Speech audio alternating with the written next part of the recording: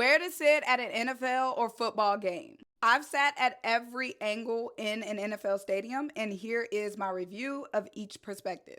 We're using the Lincoln Financial Field for reference, but this applies to any stadium, any football game, because we're going to use the field as the perspective. Starting with the lower level, starting with midfield. This is obviously the most ideal place to sit at a game. You're literally in the middle of everything. You can see everything happening behind the team's bench, and you have a great vantage point of every single drive.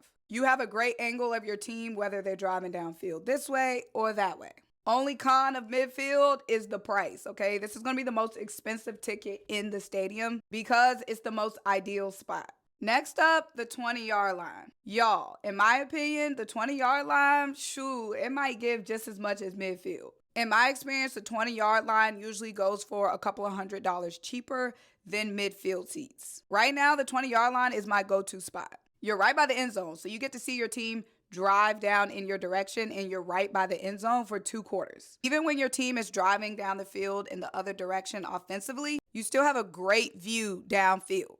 At the 20-yard line, you're still sitting behind your team's bench. Plus, once your team scores and they walk off the field in the end zone, they're going to walk right by the 20-yard line as they're heading back to the bench. So you get to see all the celebrations and everything.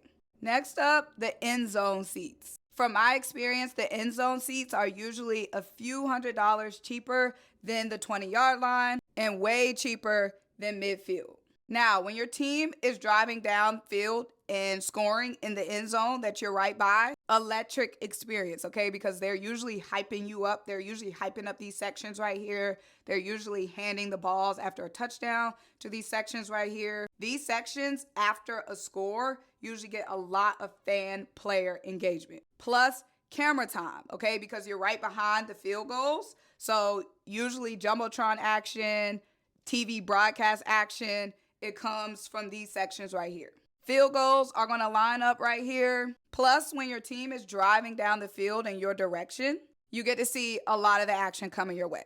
The only downside to the end zone seats is when your team is driving down the field to the opposite end zone, it's hard to see because the offense's back is set up to you. So you're seeing the back of everything as they move down the field in the other direction. So for those 2 quarters where your team is driving down the field this way, it's lit, it's a party. But when they're driving away from you, it ain't all that cute. The angle, it's not the best, in my opinion. These seats are usually the cheapest on the lower level. Now, when we get to the upper level, nosebleeds, whatever you want to call it, these are obviously the cheapest tickets usually going inside the whole stadium. Upper level, ideally, you want to be at midfield because you're already high up, and this gives you the best bird's eye view. A lot of people ask, is it worth going to the game if you have to sit in the nosebleeds based off your budget? Honestly, I would say yes. When you're in the nosebleeds, you're not close up to the action, but again, like I said, you have the bird's eye view to the entire stadium. You get to see a lot of activity going on throughout the entire stadium. Plus, when the fireworks go off, hey, they're up here in your section, and you're close to the team's banners if your team has championships. And you're still in the building, you know what I'm saying? You're still a part of all the festivities.